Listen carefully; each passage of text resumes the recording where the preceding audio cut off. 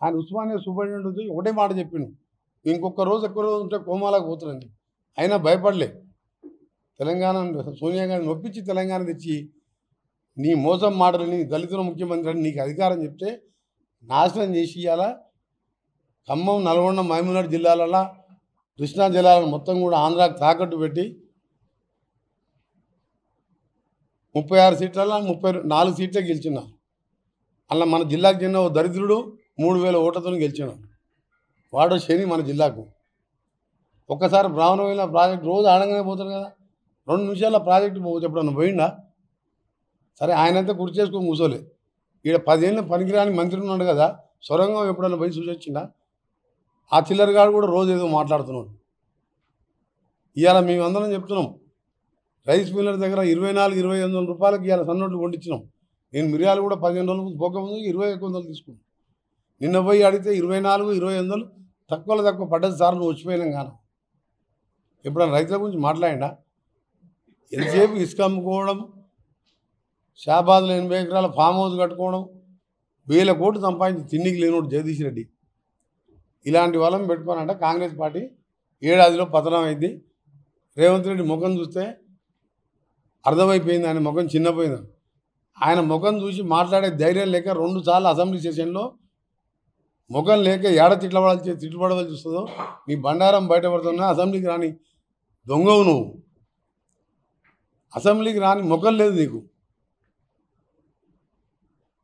రేవంత్ రెడ్డి కాదు, కోమటిరెడ్డి వెంకరెడ్డి గారి గురించి రోజు మీరు మాట్లాడినా ఎవరు నమ్మడు. నీ దోపిడి దొంగ ఉదాహరణ తయారు చేయాలి. ఏం మాట్లాడుతున్నా అక్కడ వాళ్ళ అడ్వకేట్లు కానీ వాళ్ళు ఇప్పుడప్పుడు ప్రెస్కి వస్తే నా జడ్జి కూడా కోప్పడ్డాడు. ఒకరోజు నా కొడుకు ఎగ్జామ్స్ ఉంటాను, ఒకరోజు నాకు బీపీ ఎక్కువైంది అంటారు, ఒకరోజు స్టార్ క్యాంపెయిన్ కాబట్టి క్యాంపెయిన్ చేయాలి బెయిలీ అన్నారు. మొత్తం దోసుకున్నట్టు సూత్రధారి పాత్రధారి ఆమె అని చెప్పినాక ఎట్లా సిగ్గొస్తలేదు అర్థమవుతలేదు. కేసీఆర్ గారికి ఎట్లొచ్చి ప్రచారం చేస్తున్నాడు పబ్లిక్ అర్థం కాలేదా? బతుకమ్మ చాటన మందుబాటిలు అమ్ముకున్న వాళ్ళ పార్టీ కూడా ఓటేస్తారా?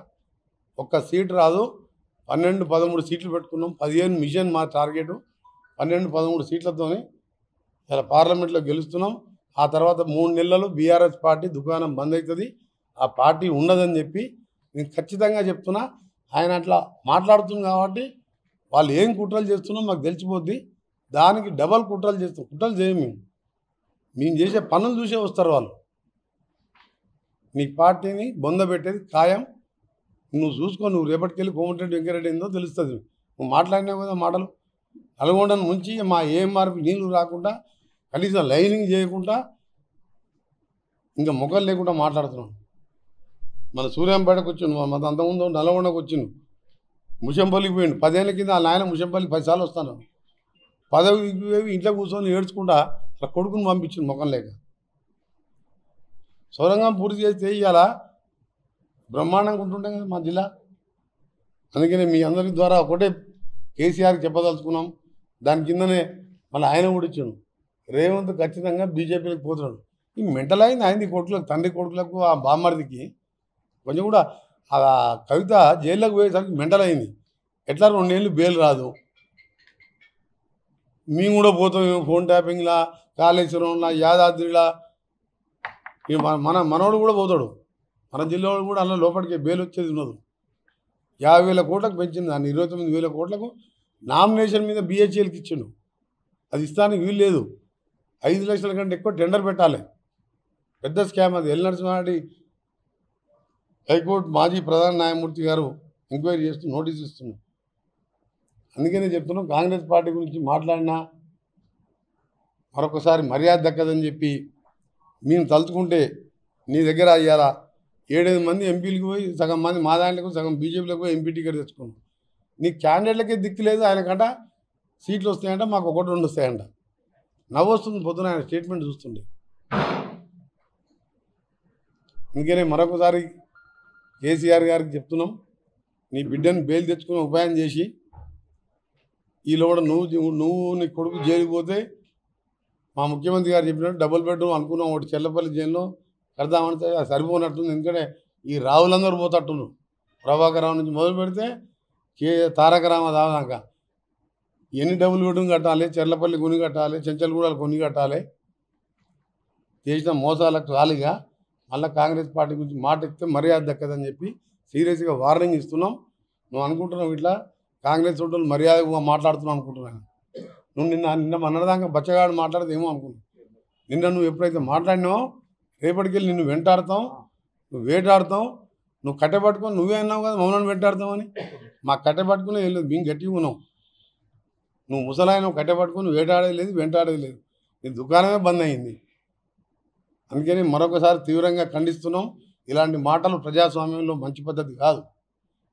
ప్రజలు ఎన్నుకున్న ప్రభుత్వాన్ని ఏడాదిలో పోతుందని జోస్యాలు చెప్పడం, ఆ రోజు కూడా చంద్రబాబు నాయుడు నుండి ఎన్టీఆర్ దింపిన దాంట్లో ఈయన కూడా పాత్ర ఉన్నదల్లా. అవన్నీ ఇక్కడ నడవదు. కాంగ్రెస్ పార్టీ కార్యకర్తలు దెబ్బలు తెలియదు. 10 ఏళ్ళు పోలీసులతో చూపించిండ్రు. ఇలా మా కార్యకర్తలు ఉరికిరికిచ్చి కొడతారు. జాగ్రత్త. ఇంకా మీరు అడుగుతారా? అడుగుతారు. మేము మా పథకాలు 3 నెలలు అన్నీ ఇంప్లిమెంట్ చేయగానే ఎలక్షన్ కోడ్ వచ్చినాయి. ఆ కోడ్ రాకపోతే దశల వారీగా 2 లక్షల రుణమాఫీ అందరికీ చేయాలని నిర్ణయించుకున్నాం. ఇప్పటి కూడా దానికి కట్టుబడి ఉన్నాం. అలాగే వీరందరికీ మీ అందరికీ కూడా తెలుసు, నల్గొండలో కూడా డెవలప్మెంట్ కార్యక్రమం దాదాపు 300-400 కోట్లతో నల్గొండ మున్సిపాలిటీకి 300 కోట్లతో R&B రోడ్స్ డబల్ రోడ్గా చేయడం కానీ, 20 కోట్లతో స్కిల్ డెవలప్మెంట్ సెంటర్ పెట్టడం, ఇప్పుడు ఫ్రీ ఎంసెట్ కోచింగ్ కూడా నడుస్తున్నది. ఉదయాన్నే గవర్నమెంట్ హాస్పిటల్ కూడా సందర్శించి 3 గంటల పాటు రివ్యూ చేసుకుంటూ జూన్ ఎండింగ్ వరకు మెడికల్ కాలేజ్ బిల్డింగ్ని పూర్తి చేయించి ఇక్కడున్న కాలేజీని అక్కడ షిఫ్ట్ చేయించి జూలై ఎండింగ్ వరకు ఫుల్ ఫ్లెడ్జ్గా ఈ హాస్పిటల్లో ఉస్మానియా గాంధీ తర్వాత ఎక్కువ డెలివరీ కేసులు కానీ ఇన్ పేషెంట్ అవుట్ పేషెంట్ వచ్చే పెద్ద హాస్పిటల్ నల్గొండ. అప్పుడు నేను కట్టించిన బిల్డింగ్ తప్ప ఒక షెడ్ లేదల్లా. ఇవాళ అక్కడ అక్షయ పాత్రలను భోజనాలు పెట్టిస్తున్నాం వచ్చే పేషెంట్లకు కానీ వాళ్ళ అటెండర్లకు. బయట వాళ్ళు ఎండలో కూర్చుంటున్నారు. వాళ్ళు పేషెంట్ వాళ్ళు వస్తే తల్లిదండ్రులు దానికి కూడా ఒక షెడ్డు రేపటికెళ్ళి వర్క్ స్టార్ట్ చేయమని చెప్పిన పైన ఒకటి పర్మనెంట్ స్ట్రక్చర్ ఒకటి కడుతున్నాం వెయిటింగ్ హాల్ లాగా. దాంతోపాటు పేషెంట్లకు సంబంధించి కానీ ఇక్కడ క్యాన్సర్ రీసెర్చ్ కూడా, ఇక్కడ క్యాన్సర్కి సంబంధించిన ట్రీట్మెంట్ లేవు కాబట్టి దాన్ని ప్రభుత్వ పరంగా క్యాన్సర్ ట్రీట్మెంట్ కోసం ఒక హాస్పిటల్ కట్టాలని ఆ ల్యాండ్ గవర్నమెంట్ ద్వారా కేటాయించుకొని ప్రతీక్ ఫౌండేషన్ ద్వారా దాన్ని ఏర్పాటు చేసే ఆలోచనలో భాగంగా ల్యాండ్ కోసం చూస్తున్నాం. సిటీ దగ్గర ఉండాలని, ఎందుకంటే 2 ఎకరాల ల్యాండ్ కావాలి దానికి. ఇలాంటి కార్యక్రమాలు చేసుకుంటూ నల్గొండ కాన్స్టిట్యూన్సీతో పాటు తెలంగాణ అభివృద్ధిలో కీలక పాత్ర పోషిస్తూ ముందుకు పోతాం. ఒకవైపు కాంగ్రెస్ పార్టీకి కూడా ఇవాళ నేను సికింద్రాబాద్లో కిషన్ రెడ్డి అనే 5 ఏళ్ళు క్యాబినెట్ మినిస్టర్ ఉన్నాడు. 5 రూపాయలు తెచ్చుకోలే. మూసీకి సంబంధించి 10,000 కోట్లు తెచ్చుకోలేదు. నేను పార్లమెంట్లో 10 సార్లు మాట్లాడినా. ఆయన కాన్ఫిడెన్స్ ఉంటుంది మూసీది అలకలేదు. అక్కడ సికింద్రాబాద్ బాధ్యత చూసుకుంటూ స్టేట్ మొత్తం స్టార్ క్యాంపెయినర్గా అన్ని పార్లమెంట్ తిరుగుతూ 13-14 సీట్లతోనే గెలవబోతున్నాం. గెలిచిన తర్వాత పరిపాలన మీద దృష్టి పెడతాం. స్థానిక సంస్థల ఎన్నికలు ఉంటాయి, అవన్నీ ఒకే ఎత్తు. జూన్ 5వ తారీఖుకి వెళ్ళి మా పరిపాలన స్పీడప్ అవుతుంది. ఎప్పుడు వీలున్నప్పుడు అలా అప్పుడు రైతులందరూ కూడా రుణమాఫీ చేయడం, రైతు బంధు మేము చెప్పిన విధంగా పెంచిన విధంగా చేయడం, అన్ని కార్యక్రమాలు పూర్తి చేస్తాం. దానిలో పనిగా బీఆర్ఎస్ పార్టీని కూడా పొందబెడతాం.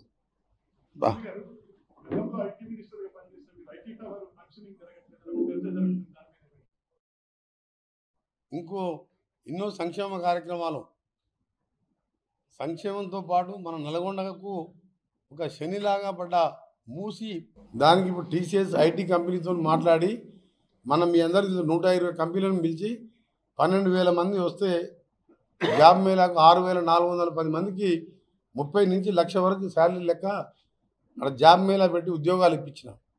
దాన్ని ఈ ఐటీ హబ్ని, ఇప్పుడు కట్టిన ఐటీ హబ్ని టీసీఎస్ వాళ్ళతో టైఅప్ చేసుకుంటూ కనీసం 1000 మంది కెపాసిటీ అన్న 1,200 మందిని లోకల్లో ఉన్న ఐటీ క్వాలిఫైడ్ వాళ్ళని అవసరం వస్తే వాళ్ళకి ట్రైనింగ్ అయినా ఇప్పించి టీసీఎస్ కంపెనీ వాళ్ళ హెడ్తో మాట్లాడినా తప్పకుండా అక్కడ ఉద్యోగాలు వాళ్ళు కట్టి వదిలిపెట్టేసిన అలా 20 మంది కూడా లేరు. సరిగా పోయిన 5 ఏళ్ళ గురించి మాట్లాడితే శ్రీరామనవమి రోజు నా నోరు ఖరాబ్ అవుతుంది, దేవుని దగ్గరికి పోతున్నాం, మొత్తం కూడా అన్ని కబ్జాలే, అన్ని ఈ చెప్పరాదు నల్గొండ గురించి మాట్లాడితే. అయినా కానీ ఇక దాంట్లో వాళ్ళు వచ్చేది లేదు, పోయేది లేదు, డిపాజిట్ వచ్చేది లేదు. నల్గొండ భువనగిరి సీట్లలో parliament BJP, BRS, TRS deposit రావు. మీరు రాసి పెట్టుకుని తర్వాత మాట్లాడరు నాతో. డిపాజిట్ వచ్చే ముచ్చటే లేదు ఇక్కడ క్యాండిడేట్లకు. ఐటీ అబ్బాయి కాదు, యూనివర్సిటీని కూడా ఎట్లా మోడల్గా చేస్తున్నాం మీకు 1 year తర్వాత తెలుస్తుంది. నల్గొండ కూడా దాదాపు 450 కోట్లలో 300 కోట్లు టెండర్ అయిపోయింది. 12 లక్షల లీటర్ల కెపాసిటీ, 12 ట్యాంకులు, ఓవర్ ట్యాంకులు కట్టుకుంటూ సరిపోని నిలిచే విధంగా ఆఖరి నా ఏసీడీ ఎమ్మెల్యే ఫండ్స్లోకి వెళ్ళి కూడా 1,30,00,000 ఎక్స్ట్రా కొత్త మోటార్లు తెప్పించినా ఇవాళ ఫిట్ చేస్తున్నాం. టౌన్లో మంచినీళ్ళు ఇబ్బంది రాకుండా గ్రామాలలో మిషన్ భగీరథ కరెక్ట్ పోయేటట్టు ప్లాన్ చేసినాం.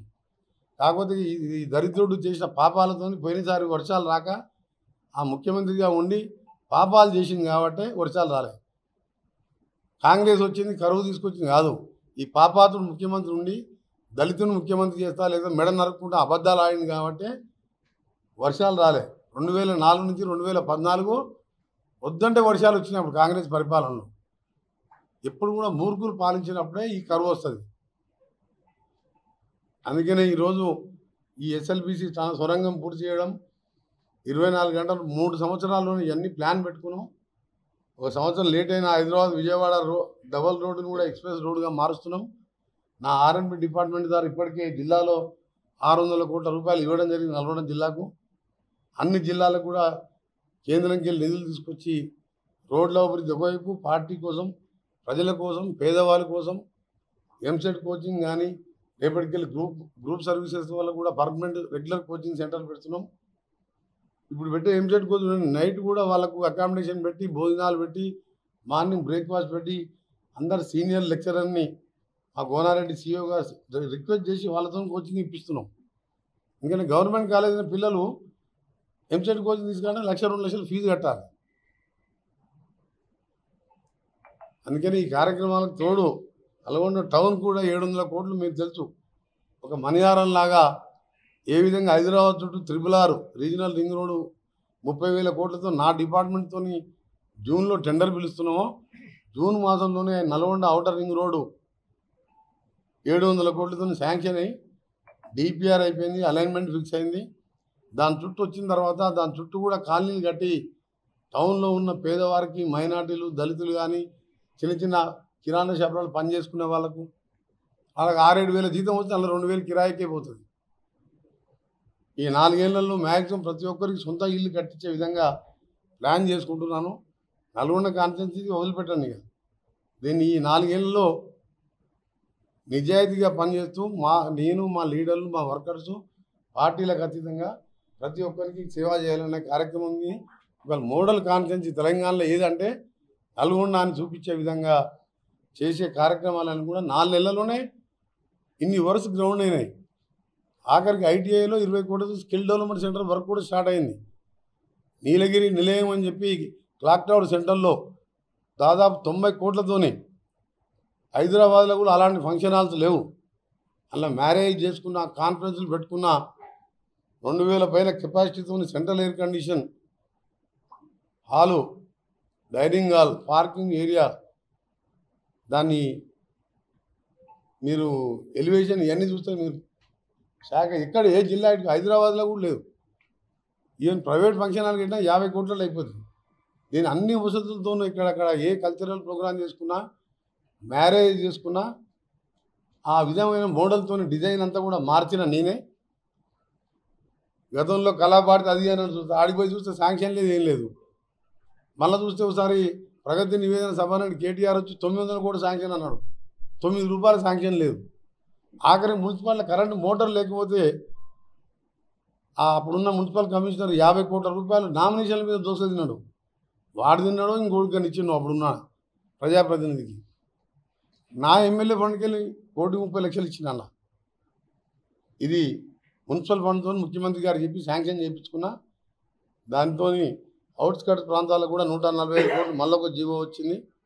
ఆల్రెడీ 250 కోట్లతో టెండర్ అయిపోయి ఇప్పుడు అండర్గ్రౌండ్ డ్రైనేజు, వాటర్ ట్యాంక్స్ అవన్నీ కూడా వారం రోజులు పనులు మొదలవుతున్నాయి.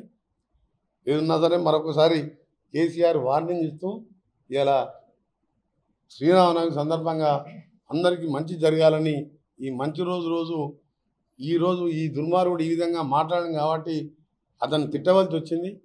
ఒక దొంగ 100 ఏళ్ళు వెనక తీసుకుపోయింది తెలంగాణని. అలాంటి వ్యక్తి ఇవాళ కాంగ్రెస్ పార్టీ ఏడాదిలో పతనం ఖాయమన్నాడు కాబట్టి 3 నెలల్లో ఆ పార్టీని పొందబెట్టాలి ప్లాన్గా నా ప్లాన్ ఉంటుంది. నా ప్లాన్ ప్రకారం నేను ముందుకు పోతాను.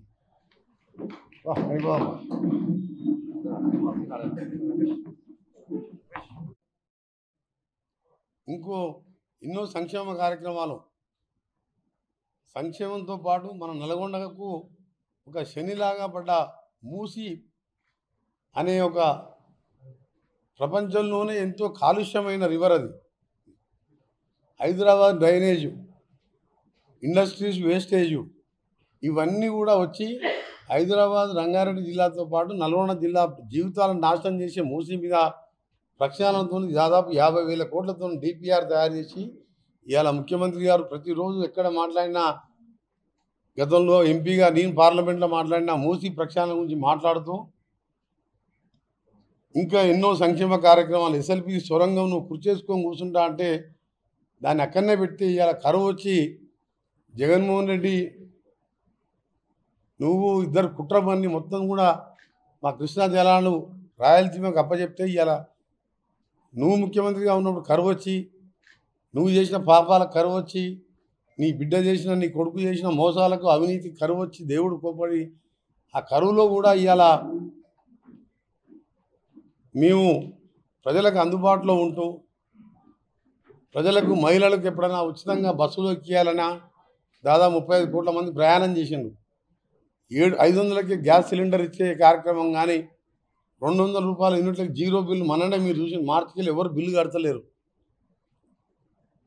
ఇలాంటి ఎన్నో కార్యక్రమాలు మేము చెప్పిన కార్యక్రమాలు చేసుకుంటూ పోతూ నువ్వు ₹1,00,000 రుణమాఫీ అని చెప్పి 10 ఏళ్ళకెళ్ళి 10 వాయిదాల పద్ధతిలో ఇస్తే బ్యాంకుని వడ్డీకే సరిపోలే. ఇలాంటి సమయంలో ఏకకాలంలో నువ్వు చేసిన అప్పులు 7 లక్షల కోట్ల వడ్డీ కట్టడంతో పాటు 38,000 కోట్ల బకాయిలు పెట్టిపోయినావు. కాంట్రాక్టర్లు కానీ ఉద్యోగులకు కానీ ఉద్యోగుల జీతాలు కూడా ఎప్పుడు 1వ తారీఖు 2019కి 1వ తారీఖు ఎప్పుడు ఇవ్వలేదు ఉద్యోగులకు పెన్షనర్స్కు. మేము గత 2 మాసాలుగా 1వ తారీఖు ఇస్తున్నాం. నువ్వు పిఆర్సీ ఇయ్యక 5% వాళ్ళకి ఇచ్చి వాళ్ళని ఇన్సల్ట్ చేసినావు. ఈ విధంగా అన్ని వర్గాలను మోసం చేసి దళితులు ముఖ్యమంత్రి అని చెప్పి లేకపోతే నా మెడ తీసి నరుక్కుంటా అని చెప్పినావు. అన్నప్పుడు గవర్నమెంట్ వచ్చినా మొదటిసారి ఇవ్వలే, రెండోసారి ఇవ్వలే. మీ ఎప్పుడన్నా నీ తల కావాలని అడిగినావా? దళితులు వచ్చి ఎప్పుడన్నా నీ తల నరికినరా?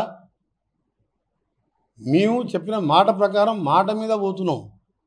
కొద్దిగా వెనక ముందు అయినా అన్నీ అమలు చేయాలనే ఉద్దేశంతో ఇవాళ మా ముఖ్యమంత్రి గారు మేము మినిస్టర్స్ము ఒక టీం వర్క్గా చేసుకుంటూ ఫస్ట్ గవర్నమెంట్ పరంగా ఎక్కడెక్కడ దోపిడీ జరిగింది, అన్నిటికంటే పెద్దగా ఫోన్ ట్యాపింగ్ అని చెప్పి కనీసం ఈరోజు 1000 మంది ఫోన్ ట్యాపింగ్ చేసి భార్యాభర్తలు ఇంట్లో మాట్లాడుకునేవి కూడా విని ప్రణీత్ రావు, ప్రభాకర్ రావు, రాధాకృష్ణారావు, వేణుగోపాలరావు, ప్రభాకర్ రావు అంతా నీ చుట్టాలను పెట్టుకొని దేశంలో ఎక్కడ లేని విధంగా దరిద్రమైన పాలన అందించి ఈరోజు నిన్న నువ్వు మాట్లాడితే నిజంగా ఎంత కోపం వస్తుందంటే ఎన్నికైన ప్రభుత్వాన్ని ఏడాదిలో పతనం అవుతుందా? అయితే నువ్వేం దోపిడితోని మా ఎమ్మెల్యేను కొనాలనుకుంటున్నావా?